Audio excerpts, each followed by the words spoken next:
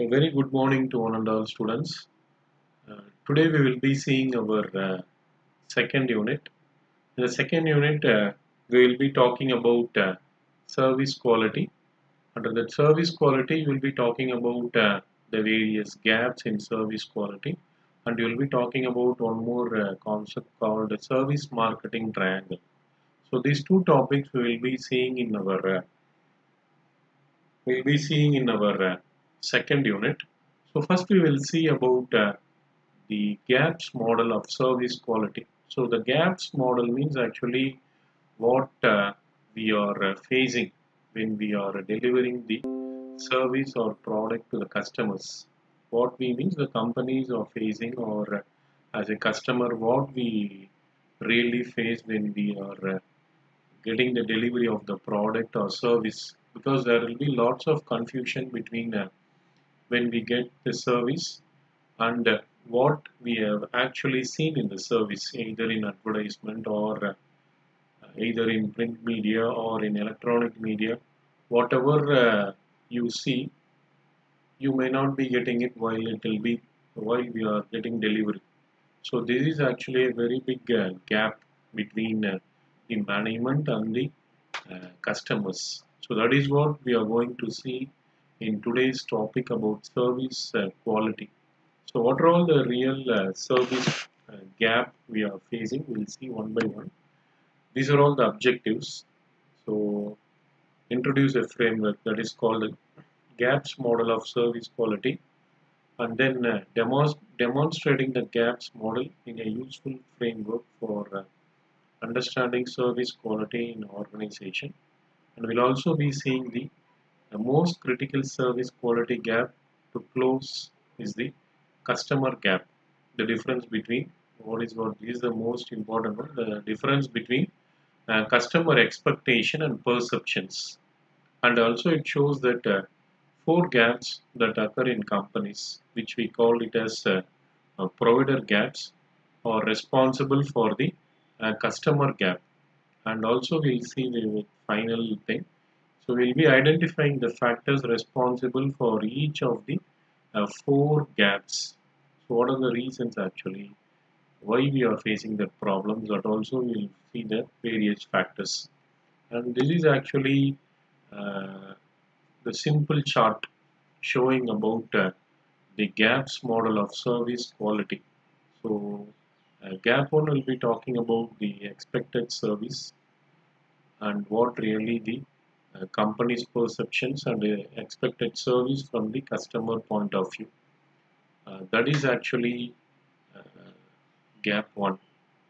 So please just go through this slide. What we will be talking about is expected service and perceived service. And if it is perceived service, so from that we'll be seeing service delivery, and we'll be seeing customer driven service designs and standards, and company perceptions of consumer expectations. And this side, right hand side, is talking about external communication to customers. So the first gap is actually really talking about where you can see in the chart itself. Gap 1 talking about the expected service and companies' perceptions of consumer expectations. So this is really the very big gap. What really the expected service, and what is the real company's perceptions, what the minds of the customers are thinking. That expectations always the company will be having. And second one is customer driven service designs and the company's perceptions of consumer expectation again. And third gap we'll be talking about service delivery and customer driven service designs and standards. And gap 4 will be talking about service delivery to service delivery to external communication to customer. So if you're not able to understand this entire chart, so in the coming slides, we'll be talking about what is that really each gap is talking about. So you can easily understand, even though sometimes it might be looking technical, but it is a very easy topic. This is actually the customer gap. This is what in the previous slide we were talking about expected service and perceived service. So this is actually the wherever you go, only this particular gap will be there. Expected service and perceived service you will be enjoying actually when you are in the service sector, because every day, every hour, every minute you will be facing new customers and new complaints and all. So this is where what really the customer has expected and what he has really perceived actually. This is a very big customer gap, and these are all the gaps model. Uh, there we have seen in the chart form. Here we are talking about in theoretical format. So customer gap is actually the difference between customer expectations and perceptions. This is a real customer gap. So in the customer gap only we will be saying that what are all the four gaps. Actually first one is talking about knowledge gap. Second one is talking about service design and standard gaps. And third gap will be talking about the service performance gap. And fourth one will be talking about the communication gap. These are all the four gaps we'll be talking. So first one is when talking about knowledge gap, we really will not be knowing what is the customer is expecting and their wants and needs. So where customer might be thinking of in different angle and you'll be expecting in different thing, and we may not be knowing what is really his need and want is. So this is a very big knowledge gap, because company will be thinking from other point of view, but customer will be thinking from different point of view again. So this is actually what really the customer might be thinking. He should be satisfied with the both product quality and also service quality. But companies will be thinking of only about one category, either product or service. So this is a very big knowledge gap again. And talking about the second gap, the service design and standard gap, they'll not be having the right service, what really the customer wants, the right service designs and standards, because customers might be thinking of very good standards and design, and also with sometimes they'll be thinking of the cost also. So this is actually they'll be talking about the design of the product should be of this category and standard should be of this category and all they'll be thinking. But actually it will not be like that. When you get in hand, whatever you were thinking in the mind, it will not be of the same standard or not. And third one will be talking about service performance gap. They'll not be delivering what is actually the service standards. What really the sometimes you might be thinking of this company will be providing of this particular service in a very good form, but actually you will not be getting. One of my friend actually when he went for in Mount Road, he went for servicing a car, a very big service center here, as it is a video session. So I could not tell which service center or not. Just I'll give an example. So where he has gone to do the service for his car. Very big service provider for automobile sector, the two four-wheeler sectors. He went for service there, and when he got delivered, so it was very poor what the service they have done, and because of the name only he has went there. But after the service that day, sorry, next day evening he's got the vehicle. But if you see that the service performance was really the service standard here in a technical book. Service standard was not having that much quality here. So we can understand. So this is actually very big service gap again, service performance gap, and one more thing that is a gap for talking about the communication gap. It is not matching the performance to promises. So whatever they are doing the performance, it will not be matching the promise. This is a very big problem, because whatever we see and whatever we expect from the advertisement, so it will not be matching it when we are getting in hands. This is what actually is a very big communication gap, and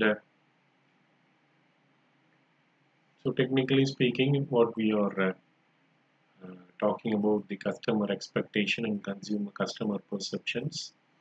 So not knowing what this is what we were talking in the previous slide, not knowing what customers expect and not selecting the right service design and standards, not delivering the service standards, and not matching performance to promises. So in a simple format, when we see previous slide, sometimes it will be confusion. This is actually very simple slide. In one sentence they are talking about in this. And the next slide will be talking about for each and every gap, there will be some four points. What is it really? The customer expectations and company perceptions of customer expectations. So we'll be seeing about 4 points here.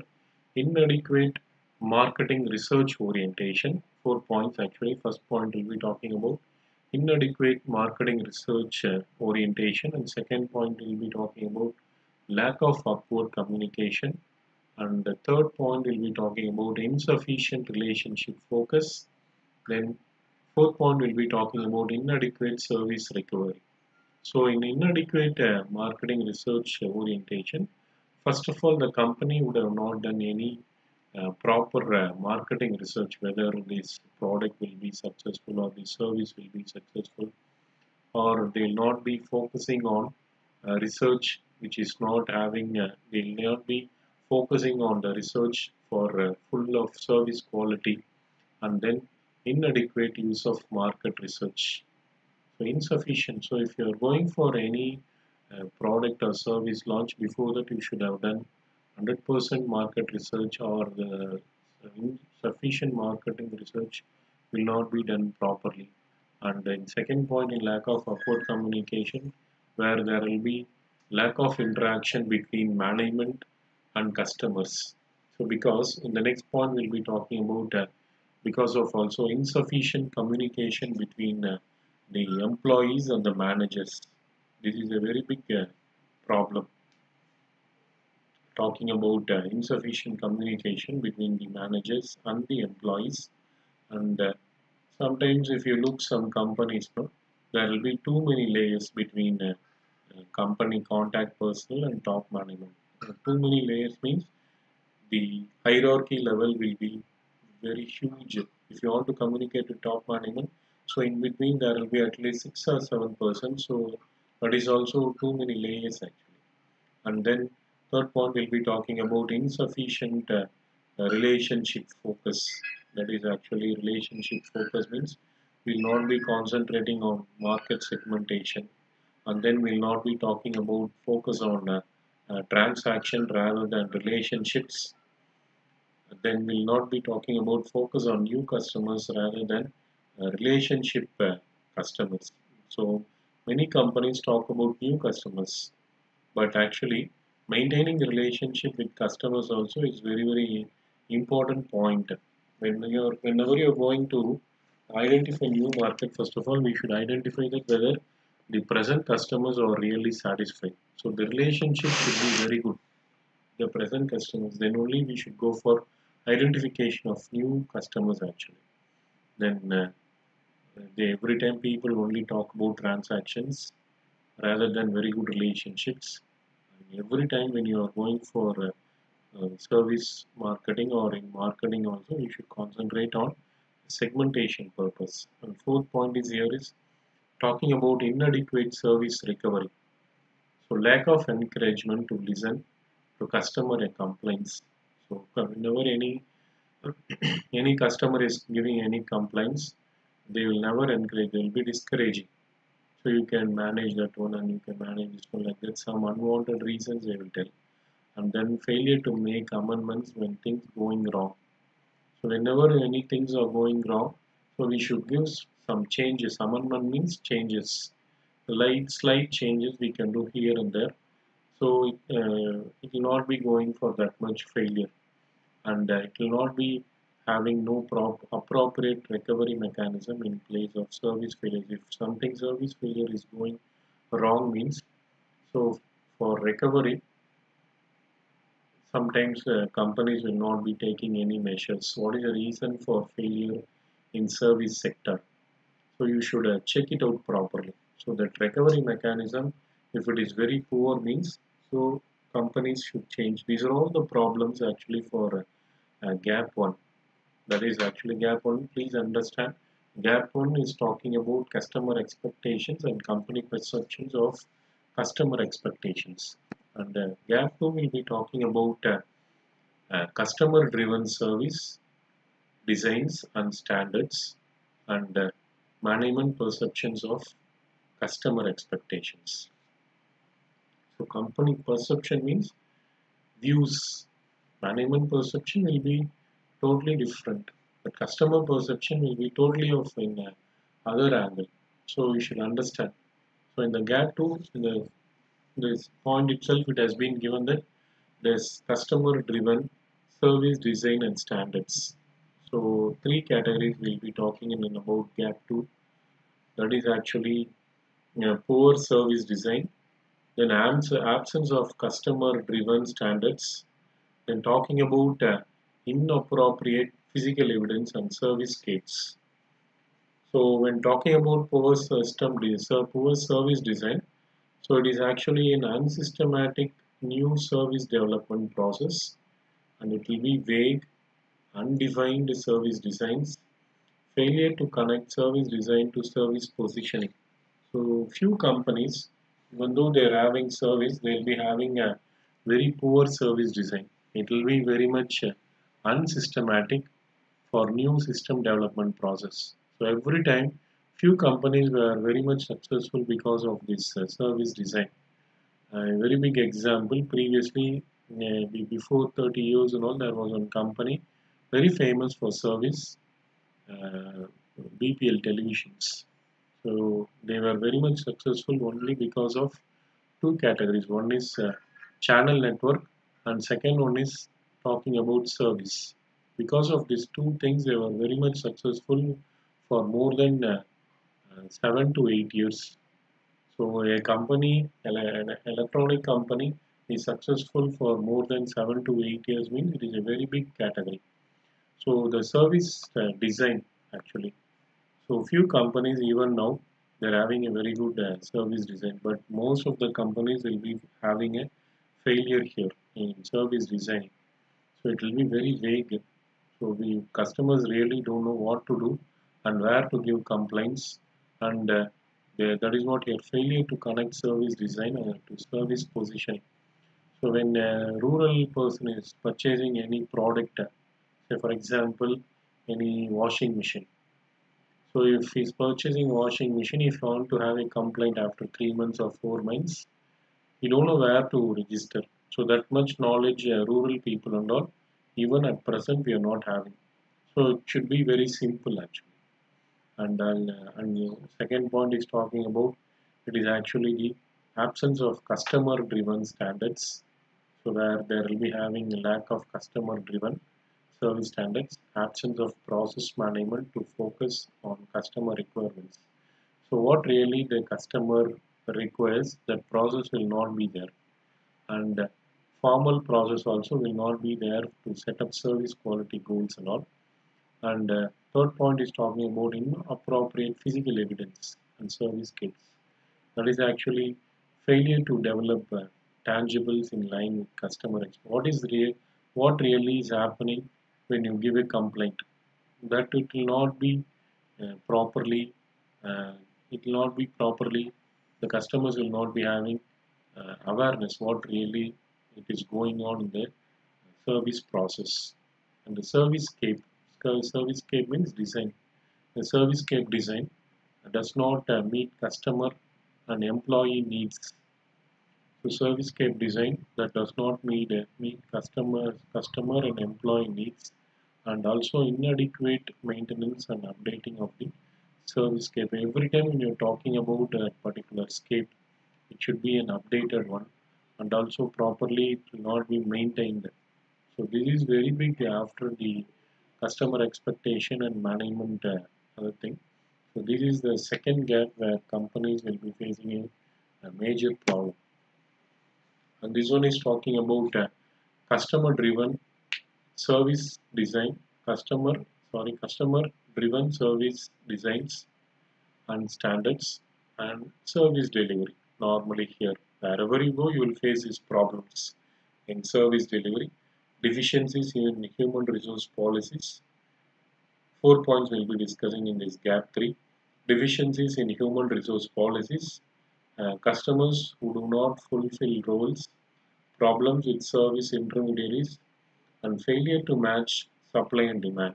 So first point in gap 3 will be talking about a deficiency in human resource policies, under that inefficient requirement, inefficient recruitment, the right person for right job. So we should apply here. Then only ineffective recruitment will not be there. Then role ambiguity and role conflict. So role ambiguity and role conflict means here if there is any problem, simply they'll be pushing the problems to some other employees. This is what the major problem. If anything is good means they will accept it. But if there is any even a minor problem, they'll simply it is the duty of the other person to take care. That is what here role ambiguity and role conflict and poor employee technology. So if the employees are not technologically updated, so he will be unfit to that particular where he is sitting for that particular post. And then inappropriate evaluation and compensation benefits because of poor compensation systems also people will not be showing that much interest, lack of empowerment, they'll not be having authority to do some work, then perceived control and teamwork. So it's a very big problem because of company setups now. So perceived control, some other person will be having a control, so to take that and to implement, he'll not be having authorities. So there it will be a very big point in talking about deficiencies in human resource policies. And next point will be talking about customers who do not fulfill roles. So they will not be customers will not be having lack. They will be having lack of knowledge and of their roles and responsibilities. They should also participate. They will not be knowing it, and they will be always having negatively impact. So they'll be thinking this company will be having only this category. That much image they'll be creating in their mind. And then with service intermediaries, there will be a very big conflict between their objectives and performance, channel conflict, then difficulty in controlling over quality and consistency. So where controlling difficulty in controlling quality and consistency is that actually where people, the companies will be having to monitor this quality and consistency. It is very difficult unless and until the service employee is giving some report, good clarity report.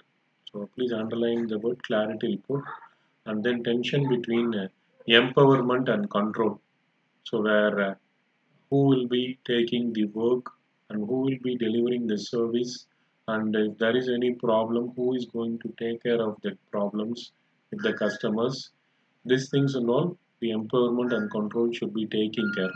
And then failure to match supply and demand. That is the fourth point here. Failure to smooth peaks and valleys of demand and inappropriate customer mix.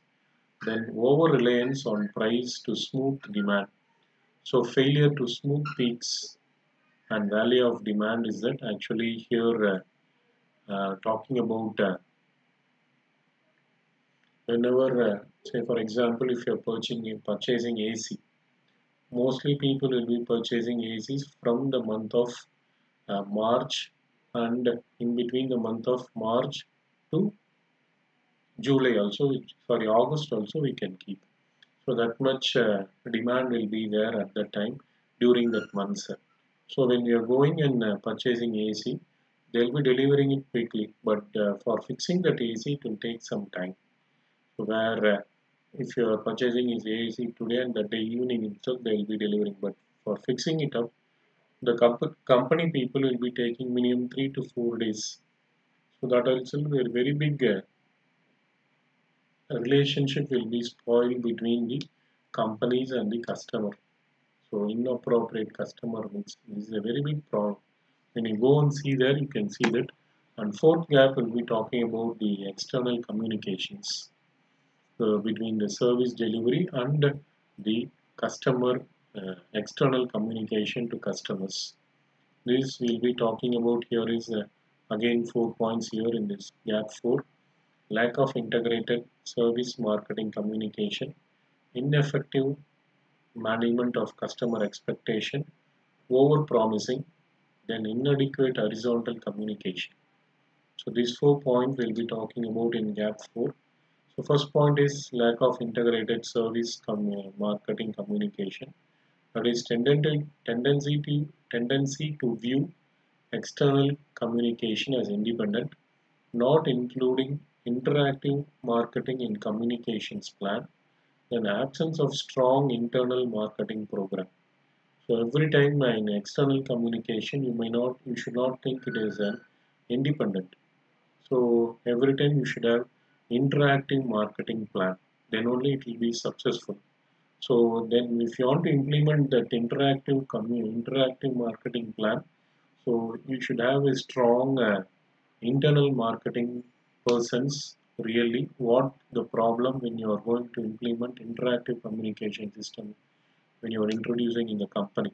If you are going to have an external communication system, an internal marketing system should be very strong because they should know that what will be happening really when you are implementing in external communication systems.